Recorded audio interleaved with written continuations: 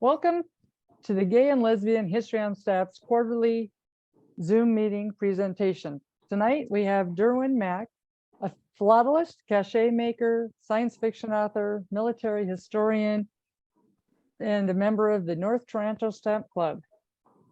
Welcome, Derwin. Hello, hi there.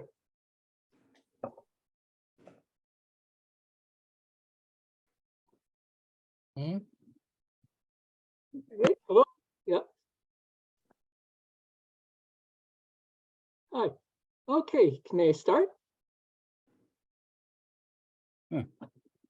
Yes, please. Okay, all right, I'll start. Well, thanks for your welcome, Lisa, and thank you. Nice to see everyone. And the topic of my presentation will be cross-dressing and drag. You'd be surprised by who's done it, right? And this presentation, as well as a thematic collection and future exhibit I'm developing, was inspired by this Bugs Bunny stamp and another Bugs Bunny stamp out of the 10 stamps that were issued in 2020. And when they came out, I thought, wait, this has got to be the first time that the United States Postal Service has issued a stamp showing, someone cross-dressing. That's Bugs Bunny. And I wondered what other stamps were out there that showed people cross-dressing or people in drag. And I began looking at stamps from around the world as I started compiling this little collection and exhibit. And I found that I could categorize the stamps in 5 different types. First are stamps depicting real persons who are cross-dressing. These are not common, but as you'll see, they do exist. The second category are stamps depicting real persons who have cross-dressed but are shown in their assigned genders clothes, and these are more common. Right? The third category are stamps depicting fictional or mythical characters who are cross-dressing. These include, for example, the Bugs Bunny stamps, and these are not common either.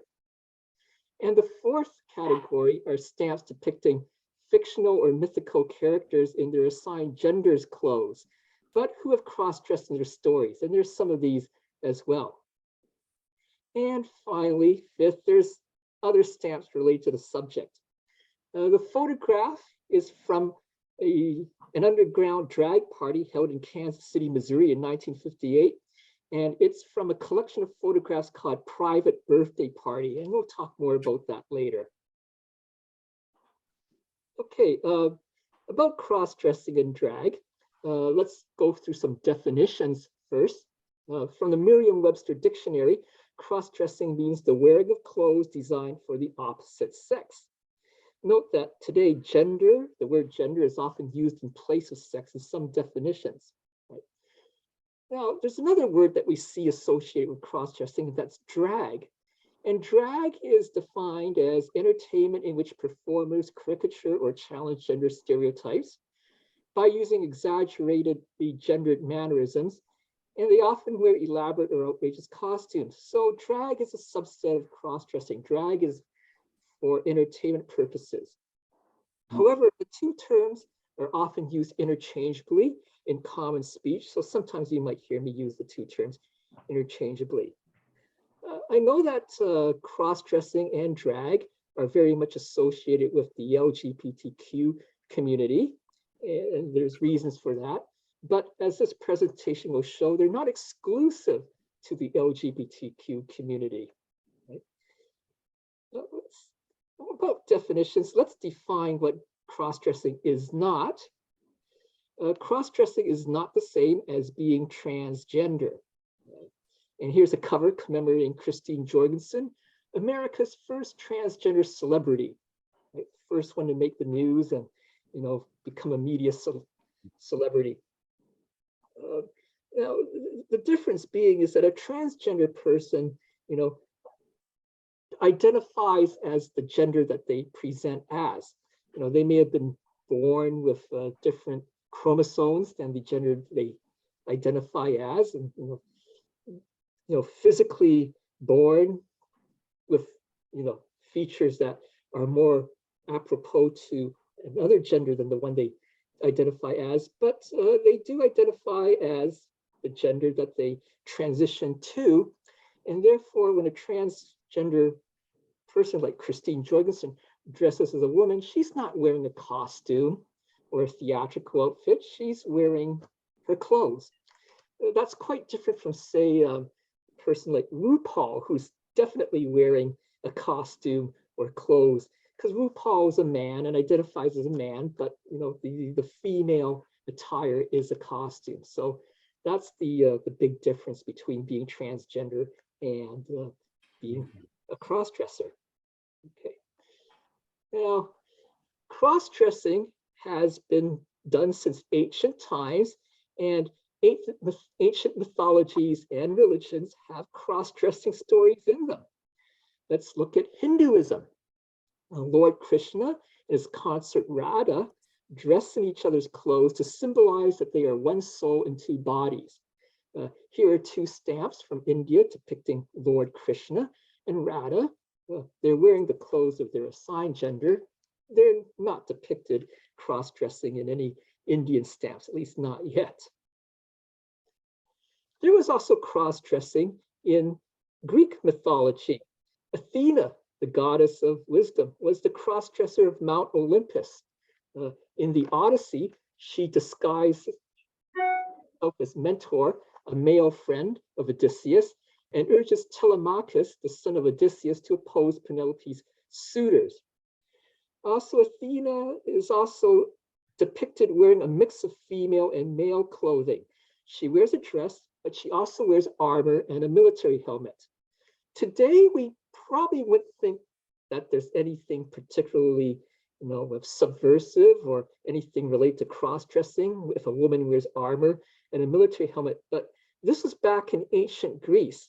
And back then, gender roles were very strictly defined, and also gender-based clothing was also very strictly defined. So it was a form of cross-dressing for Athena to wear armor and a military helmet, which were definitely strictly for men back then. There was also cross-dressing in Norse mythology. The gods Odin, Thor, and Loki dressed as women for one reason or another. For example, Odin dresses as an old woman in an attempt to get close to the goddess Rinda and seduce her. This is an Icelandic stamp or souvenir sheet showing Odin hunting a bird. He's wearing his guy clothes in that one. One of the most famous cross-dressers of ancient times was the Roman Emperor Antonius, more commonly known by his nickname Elagabalus. Now, he got this nickname because he was the leader or chief priest of a cult or religion that worshipped the black stone in the city of Ephesus in Syria. And this black stone was called the Elagabal. Right? It was a meteorite that had fallen to earth and people worshipped it. And when he became emperor, he had it transported to Rome and set up in a shrine that he had built. And as the black rock was being hauled into Rome, he marched at the front of the procession dressed in women's clothes. Elagabalus got a reputation for dressing in women's clothes in Rome. Unfortunately, he was overthrown and killed during one of the numerous military coups against emperors of Rome. Right? This is an interesting stamp. It shows a Roman mosaic in Homs, which is the current name of Ephesus in Syria, is to promote tourism. Now, stamp catalogs classify it as being a souvenir sheet, but you usually think of a souvenir sheet as being a small sheet with stamp and selvage around it. But when you look at this object, it's large and the entire thing is the stamp. There's no perforation around it. There's no around a stamp. There's no selvage. And this seems to be a type of souvenir sheet or stamp that appears in several Arab countries. The old kingdom of Yemen used to have souvenir sheets like this, where the entire object was one stamp. Now let's look at cross-dressing in the military, because interesting enough, there was cross-dressing in the military throughout history. And I'll start with women dressing as men in the military, because The two most ancient cross-dressers shown on stamps were both women in the military. The first of them being Hua Mulan, right? You've all heard of Mulan. She's the girl who took the place of her father when her father was conscripted into an army and then rose to become a successful general in a Chinese army. And this strip of 4 stamps from China shows scenes from the epic poem, The Ballad of Mulan, which is written during the Northern Wei Dynasty. Okay, and it shows scenes of Mulan. The Mulan story or legend typically begins with her weaving cloth in a loom. And that's important because weaving cloth was very much a gendered role in ancient China. Only women were supposed to do it. Men would not do it. Right? The second stamp shows Mulan disguised as a man in the army. And then after about a dozen years of a successful military career, Mulan rides home to her family with some soldiers. And the last stamp depicts one of the last scenes of the poem. Mulan changes to women's clothes and puts on makeup with a mirror. And when she comes out of the room, she surprises her family and the soldiers who accompanied her, who didn't realize that this was a woman or their long-lost daughter come back. Macau has also issued stamps depicting Mulan, and here's a souvenir sheet and 5 stamps depicting scenes from the Ballad of Mulan. And we're also familiar with a Disney animated film based on the Mulan legend. These are 2 Disney stamps from the Gambia. The first one shows Mulan riding on a horse as she leaves home. And the second one shows her dressed as a man in the army training camp. And there's also a talking dragon there, Mushu. He doesn't show up in the original legend. The next cross-dressing woman in the military is Jeanne d'Arc, or Joan of Arc. Right? And we know, many of us are familiar with her story. She's the girl who heard voices from God telling her to lead the French army to defeat the English who were trying to take over their country. Right? So she's a soldier and later a saint of the Roman Catholic Church. Jeanne d'Arc, or Joan of Arc, wore men's clothes after she heard these voices from God, and she went off to join the French cause. And here's a French stamp showing her riding on a horse, and she's wearing not a dress, but a man's tunic and leggings, which was considered male clothing at the time. Leggings have come back in the last 10 or 12 years, but now they're female attire. And here are more stamps depicting Joan of Arc, or Jeanne d'Arc. The North Korean souvenir sheet is rather interesting. Joan of Arc has no connection to Korea, but this souvenir sheet was issued at a time when North Korea was issuing stamps with every conceivable topic on them in an attempt to get money from topical collectors.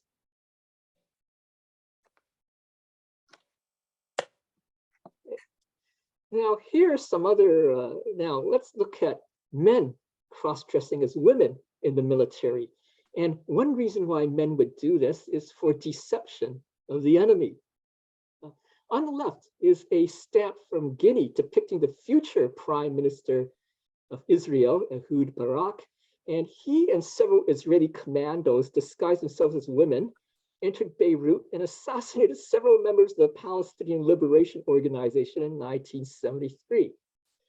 This stamp is from Guinea, but it's really produced by Stamperidžia, that Lithuanian postal agency that produces stamps for many third world countries. And it came from a souvenir sheet of famous people who had met Bill Clinton, issued in 2011. The Stamperidžia produced stamps, although commissioned by different governments, are not listed in the Scott or Gibbon catalogs. That's because very few Stamperidžia produced stamps actually wind up in the countries that commissioned them. The majority of them are just sold directly to dealers and collectors. On the right is another famous person who disguised himself as a woman to deceive the enemy. That's Prince Charles Edward Stuart, also known as Bonnie Prince Charlie, or as the Young Pretender.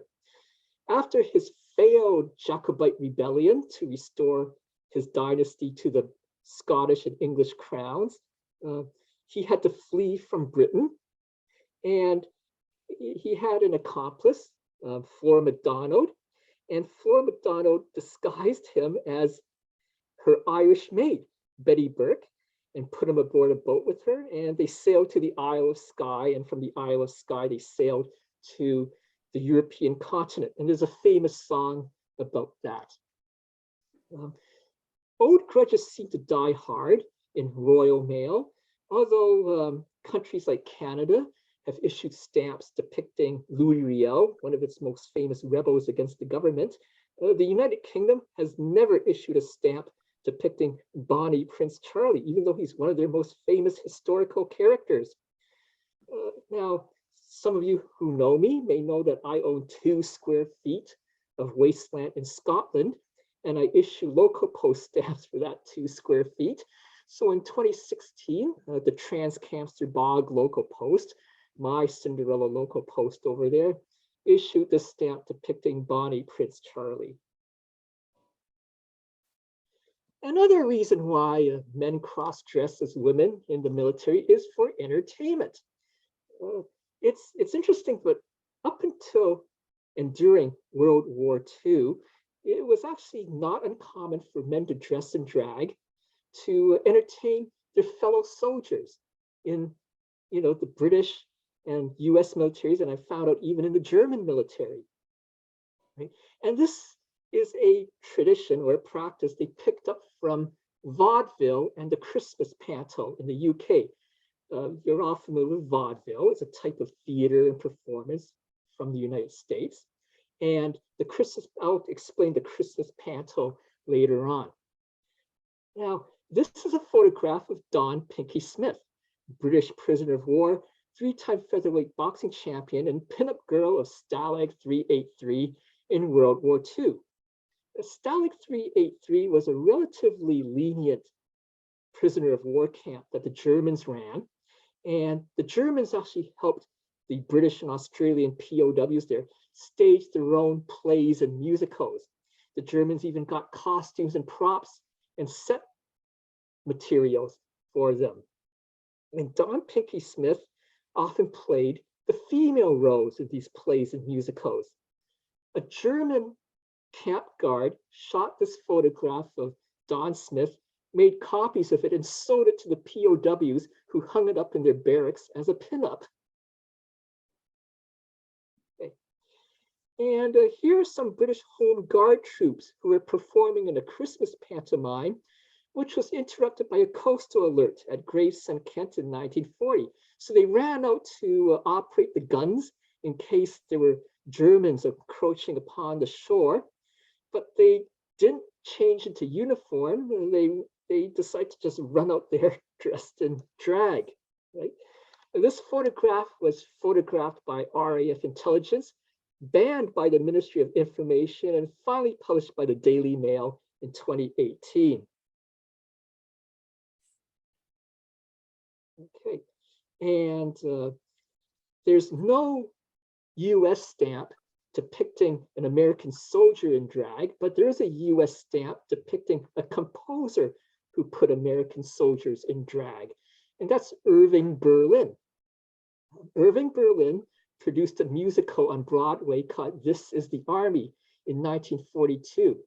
And this musical was later turned to a film in 1943. Both the musical and film were fundraisers for the Army Emergency Relief Fund. There's 2 scenes in This Is the Army where the soldiers dress in drag. One is the stage door canteen scene where they're dressed as the waitresses from the stage door canteen. Now, I found this uncached or undecorated first day cover of the Irving Berlin stamp, and then so I printed a cachet on it showing a scene from the stage door canteen scene. Now, in the lower left lower right corner, is a photograph of a woman's Army Corps or WAC lieutenant putting makeup on a US soldier before one of these musicals or shows. What's interesting is that when the war broke out, the Women's Army Corps actually volunteered to entertain the troops. Some of them could sing and some of them could dance. They didn't mind entertaining the troops. But the Army thought that having women on stage performing for men could lead to immoral behavior between their male and female soldiers. So the Army thought it was actually better to put men in drag on stage.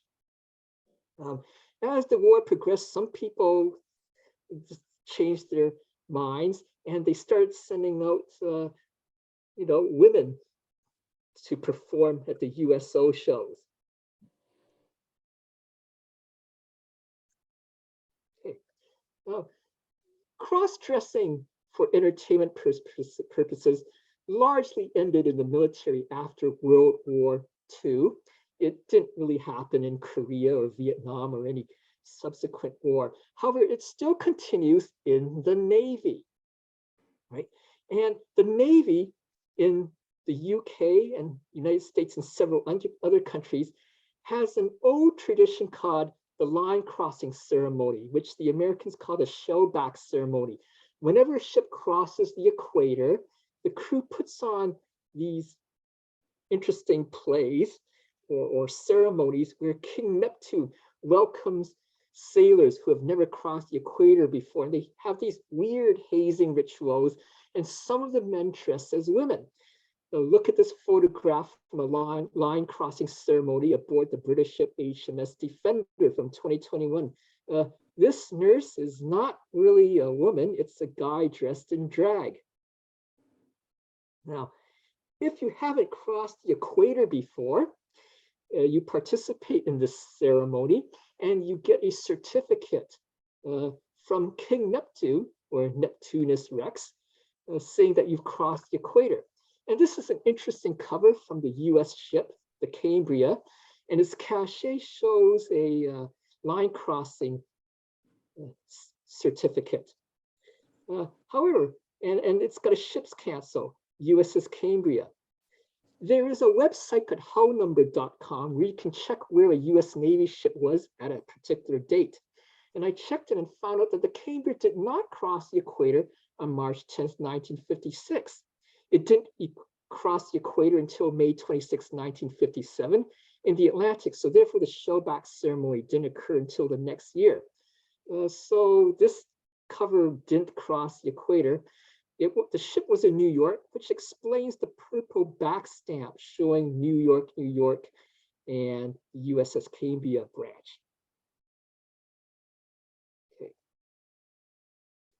Let's take a look at royal cross-dressers. Several members of royalty have cross-dressed, and one of the most famous ones is Queen Christina of Sweden, who is known to wear men's clothes.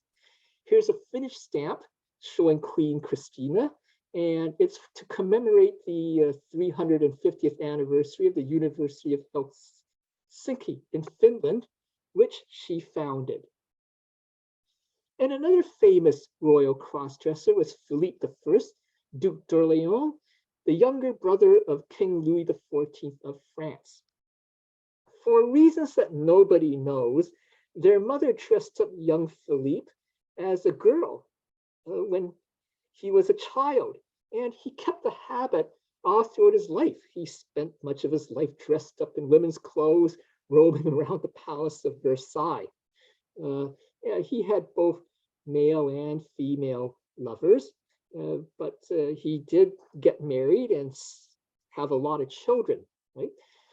Some people seeing him walking around Versailles in women's clothes and acting feminine may have thought he was, a rather ineffective, effeminate man, but appearances were deceptive.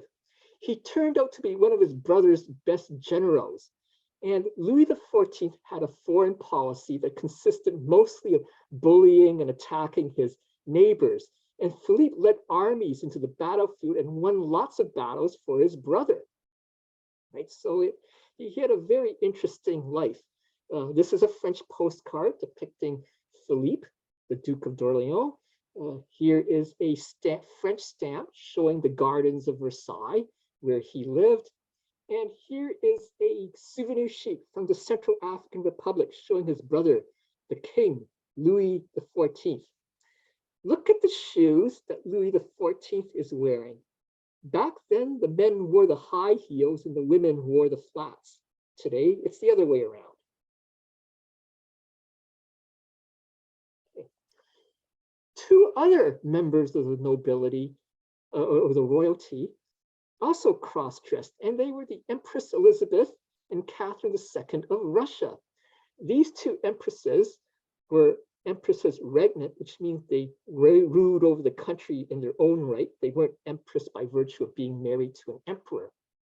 And they held these metamorphosis balls where the Russian nobility had to cross-dress. So the women dressed as men and the men dressed as women. Here's a souvenir sheet showing Empress Elizabeth. And here's a stamp showing Catherine II, who's also known as Catherine the Great. And here's a screenshot from a TV series, Catherine the Great from HBO. And the scene shows one of those metamorphosis balls. That's Helen Mirren wearing as Catherine in men's clothes. And these two men play members of the Russian nobility dressed as women for these balls. Why did Elizabeth and Catherine hold these metamorphosis balls? One theory is that they lived in a very male-dominated patriarchal society.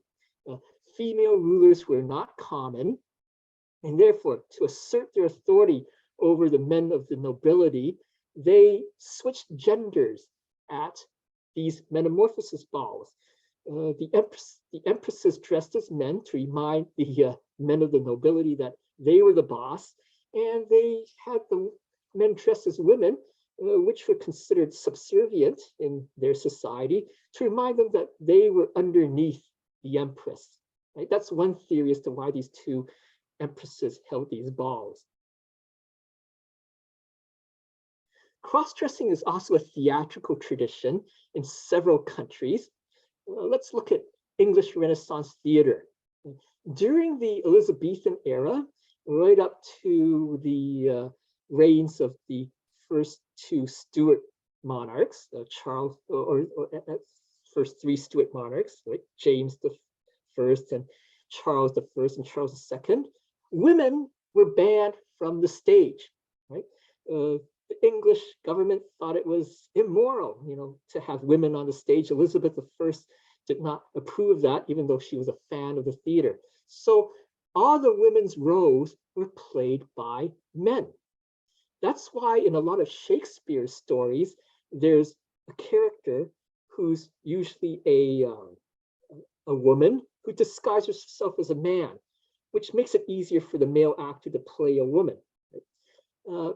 Here's a stamp from a set of stamps from Fujairah. I hope I'm pronouncing the country's name correctly, showing the works of William Shakespeare. And in Merchant of Venice, the stamp depicted, the play depicted on the stamp, Portia, a woman, disguises herself as a male lawyer. So the actor playing Portia back in Elizabethan times was a man playing a woman disguised as a man. But there's one play that that involves a woman cross-dressing as a man, and that's Hamlet. Hamlet's usually considered the most prestigious of all of Shakespeare's roles. And starting in the 19th century, some women actors or actresses thought that they should have a chance at portraying Hamlet. So Sarah Bernhardt cross-dressed as a man and played Hamlet in 1899. And she's not the only woman actor to play Hamlet. And here's another stamp from that set of stamps depicting a scene from Hamlet. Cross-dressing also occurred in Cantonese opera. Starting in 1644 with the Qing dynasty, women performing on stage in plays and theater and opera were banned. Again, it was yet another repressive regime that wanted to control how women performed. right, or what women did with themselves. So all the female roles were performed by men until the 1950s, when the communist government allowed women back on stage in Cantonese opera. Here's a set of stamps from Hong Kong showing famous Cantonese operas, and each of these women's roles would have been played by a man from 1644 to 1950. Some of you may have seen a movie called Farewell, My Concubine, which is about two actors who portray an emperor and his concubine over the years in China. And here's a photograph or still from that movie. And this fella is a guy portraying the concubine. And Macau has issued a set of stamps depicting scenes from the opera Farewell, My Concubine. Japan has a form of theater called kabuki, and it was invented by a woman dressed as a man. Izumo no Okoni is the woman who invented kabuki, and she played a lot of male roles. This Japanese stamp from 2003 depicts her dressed as a male samurai. However, although kabuki was invented by a woman, the Tokugawa shogunate banned women from performing in kabuki theater starting in 1629, and this ban lasted until 1888. Again, it was yet another regime that thought that having women on stage would lead to immoral behavior.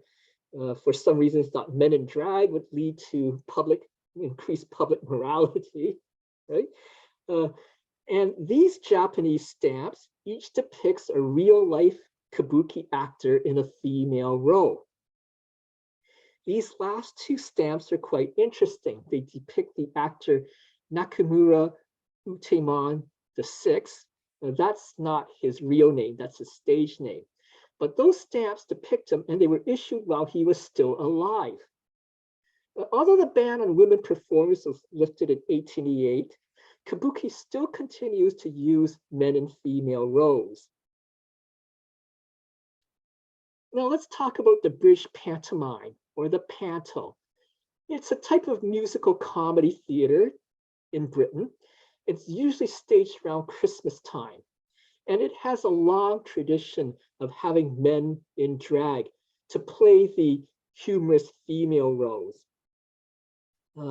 Cinderella is one of the most popular Christmas pantos, and men usually play the evil stepmother and the ugly stepsisters.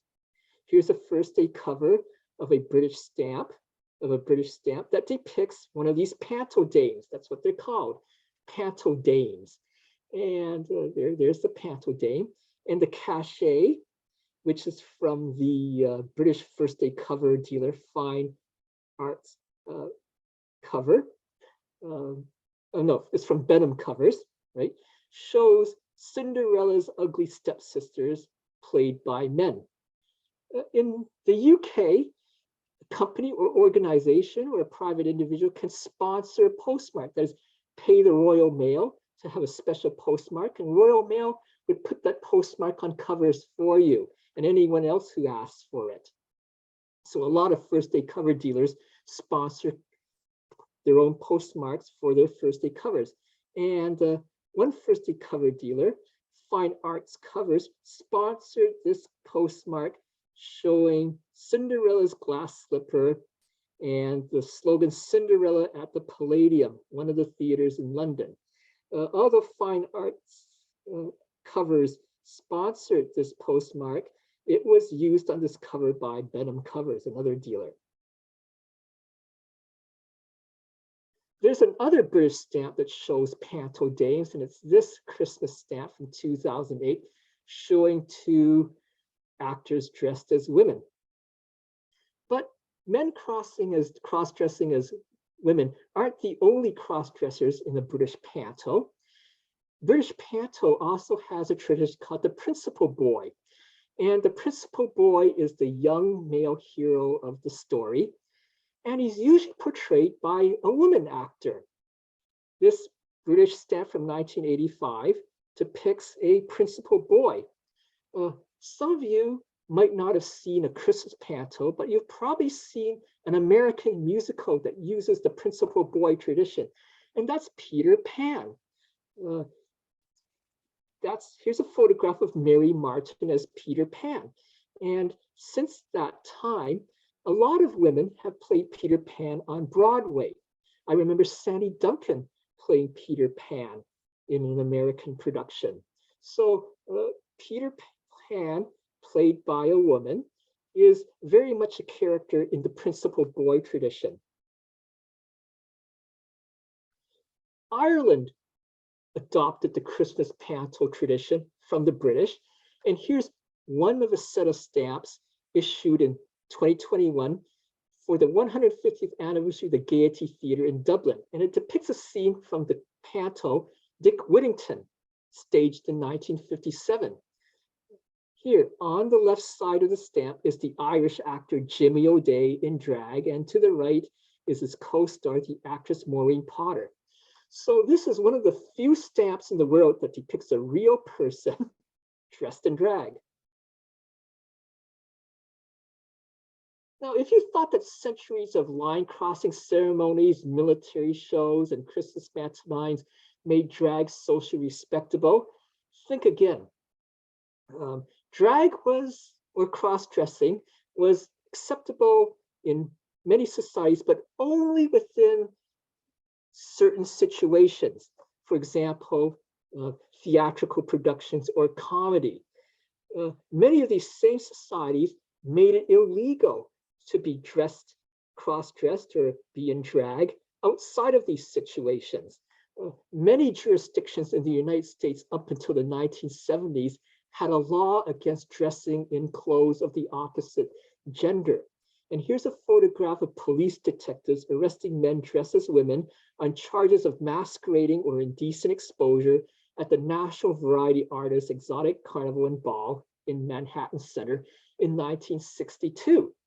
Back then, indecent exposure also meant being fully clothed in the other gender's clothes. Here's a photograph from an underground drag party in Kansas City, Missouri in December 1964. For reasons that I don't know, Kansas City, Missouri was a hub of cross-dressing in the LGBTQ community in the late 50s and early 60s.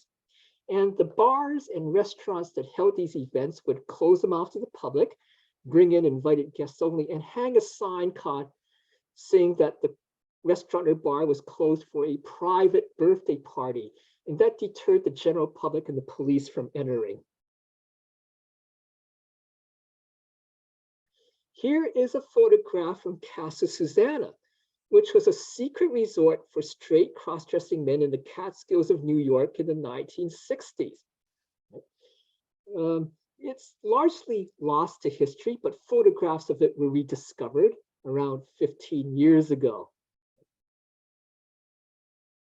Now, I wanted an object commemorating Casa Susanna for my exhibit, so I created this cover, and the cachet shows Susanna Valenti, whose real name was Tito Valenti, standing outside the entrance to Casa Susanna. And that's the resort that he founded with his wife, Marie, who conveniently was a wig maker. Right? And then I got the postmaster of Jewett, New York, to cancel it and send it back to me through the mail. It's an utterly philatelic cover. It rates 0 on the scale of respectability as postal history, but I wanted to make it, and I made it. Men weren't the only people prosecuted for cross-dressing. Some women were prosecuted or persecuted for cross-dressing as well. And one of the most famous of these women was Dr. Mary Walker. She was a woman physician and surgeon during the American Civil War, at a time when women doctors were very rare. And during the Civil War, she wore what was called the bloomer outfit, which meant wearing a knee-length skirt, but with pants, right? Which was very unusual for women to wear, but some women did wear it. After the war, she began wearing exclusively male clothes. as seen in this first day cover. Right? I was very happy to get this first day cover because most first day covers of the Mary Walker stamp show her dressed in female clothes, as does the stamp issued to commemorate her. Right? It says Medal of Honor on the stamp. She's the first and so far only woman ever to have received the Medal of Honor. This photograph of 1910 shows her wearing men's clothes and a top hat. Mary Walker often ran afoul of the law for wearing men's clothes. Police officers would stop her and chastise her. And in March 1886, the police at Newport, Rhode Island arrested her and briefly detained her at the police station for dressing in men's clothes. Another woman who ran afoul of the law, but fortunately didn't get arrested, was Marlene Dietrich. Marlene Dietrich wore men's clothes, specifically a man's tailcoat, pants, and a top hat in the movie Morocco in 1930. And she wore a similar outfit in white for the movie Blonde Venus in 1932. But off screen, in her regular life, she wore men's clothes as well. Here she is wearing a pantsuit and beret aboard the SS Europa in Cherbourg, France in 1933. Today, we wouldn't think anything of a woman wearing a pantsuit, but back then that was considered very revolutionary and not very socially acceptable by a lot of society. When she was sailing off to France, the police chief of Paris heard that she wore women's clothes and threatened to arrest her if she wore pants in Paris. He showed up at the port to meet her, saw that she was wearing men's clothes, criticized her, but did not arrest her. Here's some stamps depicting Marlene Dietrich. That's her on a West German definitive from 1977. And here are two stamps from Antigua and Barbuda and Nevis showing her wearing men's clothes. During the 1960s, there were several protests and riots for LGBTQ rights. And of course, there were drag queens and cross-dressers and transgender women involved in some of these riots.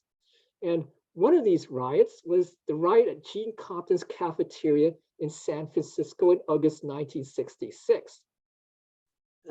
Gene Compton's cafeteria was a cafeteria located in a district of San Francisco that had a lot of LGBTQ people patronizing its businesses.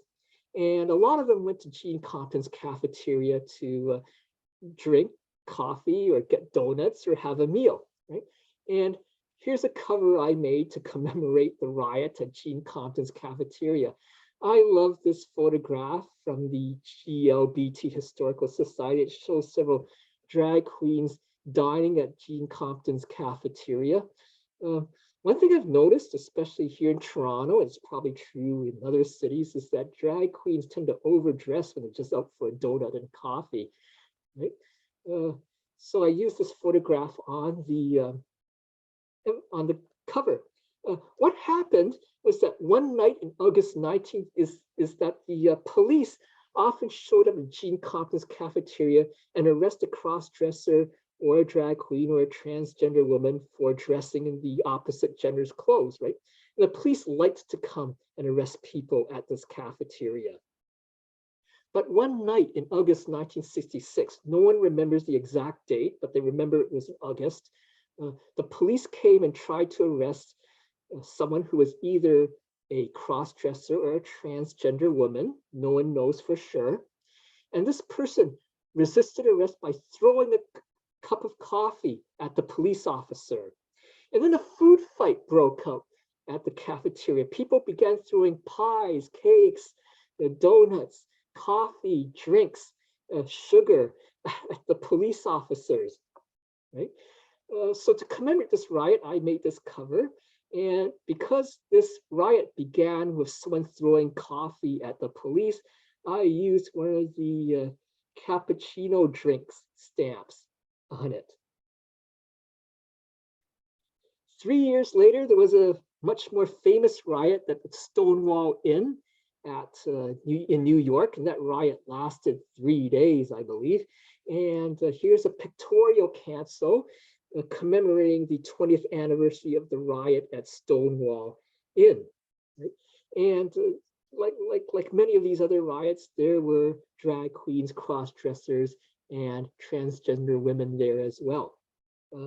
This pictorial cancel got some press because Senator Jesse Helms condemned it by saying that the United States Postal Service was taking a large step to accommodate perversion. But nonetheless, it was used in New York.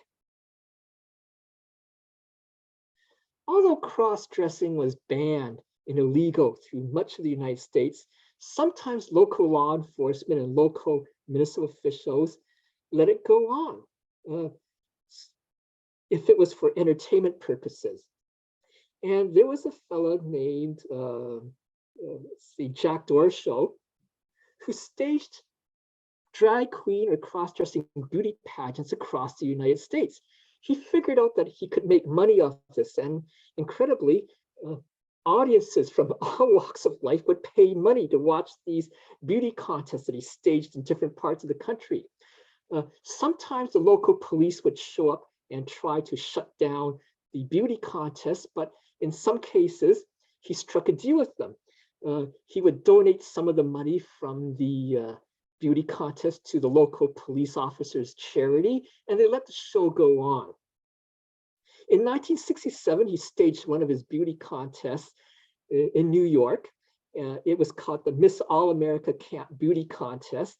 And there's a documentary film called The Queen about this beauty contest.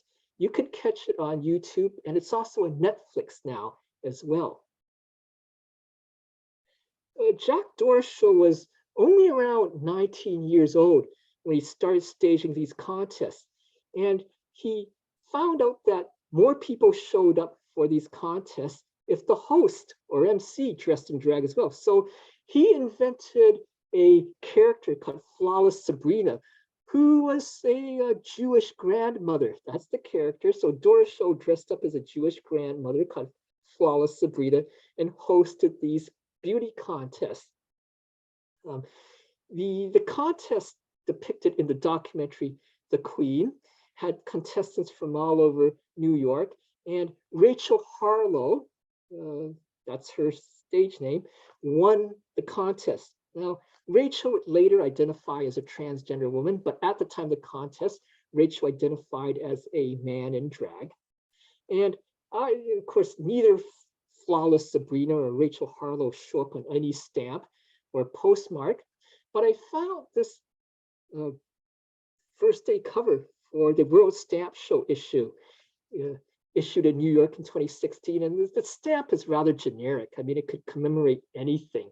So I printed a cachet on it with a photograph that shows Flawless Sabrina and Rachel Harlow at the screening of The Queen at the Cannes Film Festival in 1968.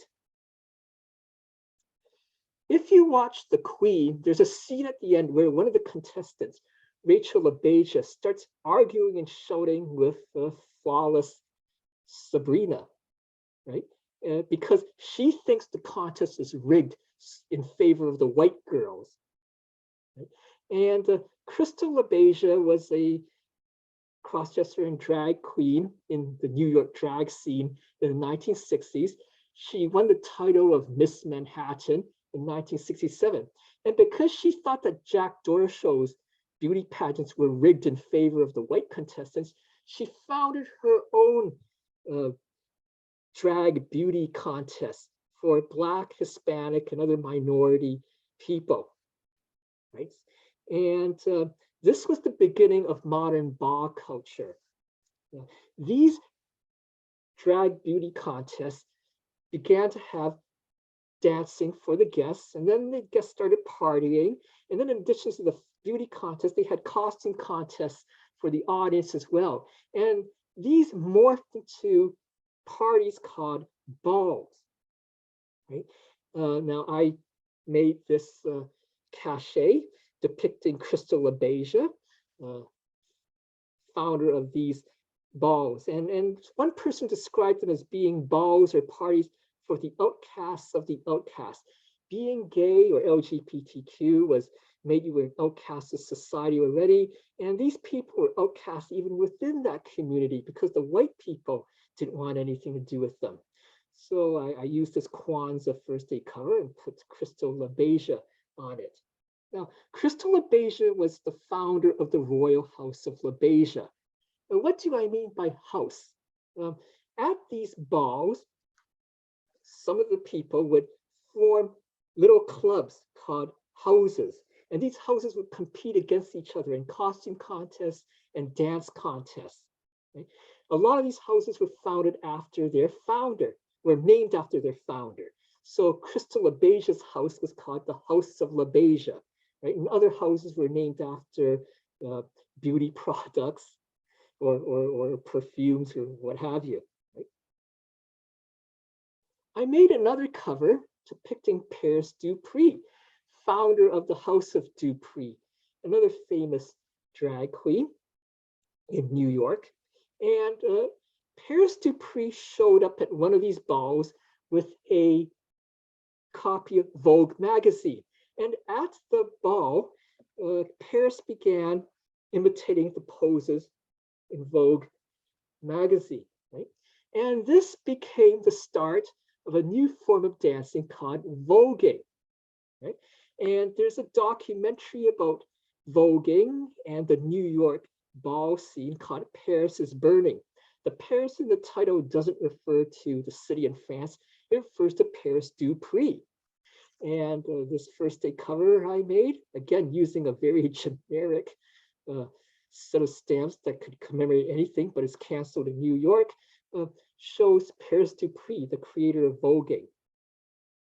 In the late 80s, the singer Madonna noticed that the Black and Hispanic and minority LGBTQ community in New York was voguing, and she began looking into voguing, and she wrote and sang a famous song called Vogue, which is about voguing. And here's a souvenir sheet from St. Vincent about showing Madonna. Okay. Now, although cross-dressing and drag were illegal in much of the United States, it was tolerated if it was for theatrical performances. So there were some bars and restaurants that held live drag shows for decades. And San Francisco was the center of such activity, was one center of such activity. And here's a postcard from Finocchio's, which has got to be the longest running drag dinner theater in the world. It ran from 1933 to 1999, 66 years, right? And this is a postcard from circa 1960 showing some performers from Finocchio's. And on the back of the postcard, you can see its advertising slogan, world famous, the one and only Finocchio's, house of the fabulous female impersonators. New York was another center for drag queen entertainment. And there was a big explosion of drag shows in New York in the 1990s. You couldn't go anywhere in New York without bumping into a bar or restaurant or theater that had some sort of drag show going on in the 1990s. And this is a postcard from Lucky Cheng's, a drag dinner theater that started in 1993 and is still going on today. It dates back to the period between 1993 and 2012. Lucky Cheng's first location. That's one of the waitresses at Lucky Cheng's. Everyone working at Lucky Cheng's, from the cashier, the wait staff, the bartender, the kitchen staff, all present as women. There was a time when all of them were men in drag, but now they've also hired transgender women to work there as well. Right? Although, as I've explained, transgender women are not the same as cross-dressers or drag queens, but they do belong within the LGBTQ plus community. Here's a stamp from 1947 depicting the New York skyline. out of this New York drag scene from the 1990s, a superstar would emerge, and that was RuPaul, who is now the world's most famous drag queen, thanks to her TV series, RuPaul's Drag Race. And this is a cover made by 6 Degrees Cachet, it's also known as Don Neal, commemorating RuPaul's win of the Primetime Emmy Award for Outstanding Host of a Reality or Competition Program in 2017. Don Neal likes to make covers commemorating events from African American history.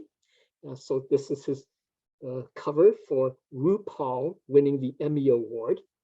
The postmark, Somerset, New Jersey, really doesn't have anything to do with RuPaul, but it has everything to do with Don Neal because that's the town where he lives. Canada had its own big drag star as well, and that was Craig Russell back in the 1970s and 80s. Craig Russell was the first Canadian drag queen to become famous overseas, and I made this cover to commemorate drag Craig Russell, and also the 40th anniversary of Pride Toronto and the 2nd year of virtual Pride. Pride was virtual and online only for 2 years in a row, thanks to the pandemic. So the stamp I used was the marriage equality stamp from Canada, and I used the postmark for Toronto's first post office. And there's a picture of Craig Russell in the movie Outrageous. Outrageous was a low-budget Canadian movie, and it was one of the first Canadian movies to become the box office hit overseas. In this movie, Craig Russell plays a gay hairdresser who moonlights as a drag queen, which isn't that far from the real life of Craig Russell. Outrageous went to the Berlin Film Festival, and there Craig Russell won the Silver Bear Award for Best Actor. And here's a first day cover of the stamp commemorating the Berlin Film Festival, and the cancellation shows the Silver Bear Award. Now, this is a souvenir sheet that shows Marilyn Monroe, or is it Marilyn? Stamperia produced the souvenir sheet for the Central African Republic, and these first 3 stamps do show Marilyn, but this stamp at the extreme right-hand side does not actually show Marilyn over here. Stamperia screwed up its research. When it was looking for images of Marilyn, it actually picked up this eyeglass advertisement showing the drag performer Jimmy James as Marilyn, right? And used that, thinking it was Marilyn on the stamp. Now let's look at drag in TV and movies, usually for comedy. This is the upper row of stamps from the early TV Memories Pain, issued by the United States in 2009. And the first stamp in that row shows Milton Berle in Texaco Star Theater. In the stamp, Milton Berle is shown wearing a man's business suit, but look above in the selvage. There he is, dressed as Cleopatra. And Australia has issued a set of stamps depicting its most famous drag queen, well, until Courtney Cox, and that's Barry Humphries, known to the world as Dame Edna Everage. Right? And this set of stamps was issued in a self-adhesive booklet form and also in a miniature pane with a water-activated gum. 4 of the stamps depict Dame Edna Everage, and 1 stamp depicts Barry Humphries as himself. The postmark depicts the eyeglasses worn by Dame Edna, and the city, Moonee Ponds, is the city where the fictional Dame Edna allegedly lives. And look at the cachet showing Dame Edna. Now here's one of the Bugs Bunny stamps showing Bugs Bunny in drag. He shows up as a mermaid in the 1940 film Hair Ribbon. And he also shows up dressed up as the Valkyrie Brunhild in What's Opera Doc, one of the most famous Bugs Bunny cartoons. It's from 1957, and the Library of Congress considers it to be of great historical and cultural value and has added it to the National Film Registry. So there's Bugs Bunny, and I invented these cachets, and I had to use the line, first US stamp to depict cross-dressing. There's a US stamp that commemorates a movie that had cross-dressing or drag in it, although the stamp does not show anyone in drag. And that's the Billy Wilder stamp from the Great Directors issue of 2012. And Billy Wilder directed a movie called Some Like It Hot. And the stamp depicts someone who looks like Marilyn Monroe on it, playing a ukulele. There's really nothing to the face there, so I just wonder whether the United States Postal Service deliberately left the face blank so they wouldn't have to pay royalties to the company that owns Marilyn's image. But nonetheless, we know that's got to be Marilyn Monroe from Some Like It Hot. Some Like It Hot has Tony Curtis and Jack Lemmon cross-dressing so that they could escape detection from bad guys who are out to kill them. And they disguise themselves as women and join a non-women's musical group. And so I found an uncached first lead cover and designed this cachet showing a scene with Tony Curtis and Jack Lemmon disguised as women. And there's Marilyn Monroe.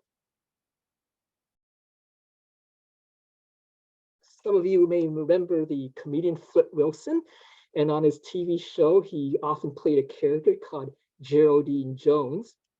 Geraldine's famous line was, "The devil made me do it." And here's a West German stamp depicting the devil and Faust. There's also a famous musical called the Rocky Horror Picture Show. Right? It exists as both a musical on stage and as a movie. Britain has issued a set of stamps depicting famous musicals, and look in the bottom right-hand corner. One of the stamps commemorates the Rocky Horror Show. The stamp doesn't depict anyone in drag. It depicts Janet, one of the characters, but the Rocky Horror Picture Show does have one of the most famous drag characters of all time, Frankenfurter. And here's a picture of Tim Curry, the actor who's most famous playing Frankenfurter. Right? And he's got a famous song, right? Sweet transvestite. You know, there's a line, "I'm a sweet transvestite from Transylvania." Right? This cover has a sponsored postmark commemorating the Rocky Horror Picture Show. And this postmark was sponsored by the stamp dealer Stamp Center, also known as Sci-Fi Collector. I know the fella. He's both a science fiction fan and a stamp collector, which explains why a lot of his first day covers have science fiction themes to them. Now, this is a stamp from Great Britain depicting one of the most unlikely actors ever to dress in drag for a movie, Sean Connery, who made his reputation playing that most masculine, macho of movie characters, James Bond. But there's a science fiction movie called Zardoz, where there's one scene where Zach, his character, shows up wearing a wedding dress for no reason at all. Zardoz, it's a weird movie. I challenge some people to figure out the meaning of some of the scenes. Australia issued a set of stamps in 2008 with movie posters of some of Australia's most beloved movies. And one of them has the movie poster for The Adventures of Priscilla, Queen of the Desert, which is an Australian movie about 3 drag queens, although one of them really should be considered a transgender woman, who drive across Australia on a bus as they go to perform at a casino or a hotel. I think it's a hotel, right? So here's a scene from the movie, and here's the stamp depicting the movie poster of The Adventures of Priscilla, Queen of the Desert. And let's not forget Rudolph Giuliani, mayor of New York and drag queen. What's not well known these days is that Rudolph Giuliani performed in drag several times during the 1990s and early 2000s. Right? Here he is performing with Julie Andrews from the musical Victor Victoria, which is about people in drag. And they're performing at the Inner Circle Press Roast at the New York Hilton in 1997. The Inner Circle Press Roast is an event, or dinner, where the mayor and the members of the news media gather and they make fun of each other. It's a roast. Right? You can see Rudolph Giuliani there in drag, and he even created a character called Rudia, who's supposed to be an Italian-American grandmother. And Rudia appeared with Donald Trump for a filmed sketch for the mayor's Inner Circle roast at one time, right?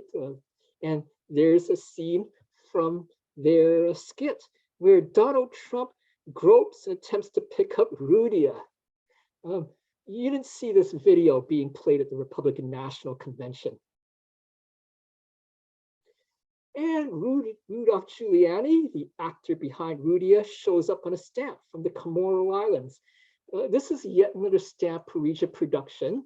And the souvenir sheet's supposed to commemorate great cities of the world. So there's Giuliani with New York in the background, but the rest of the stamp is a complete mess.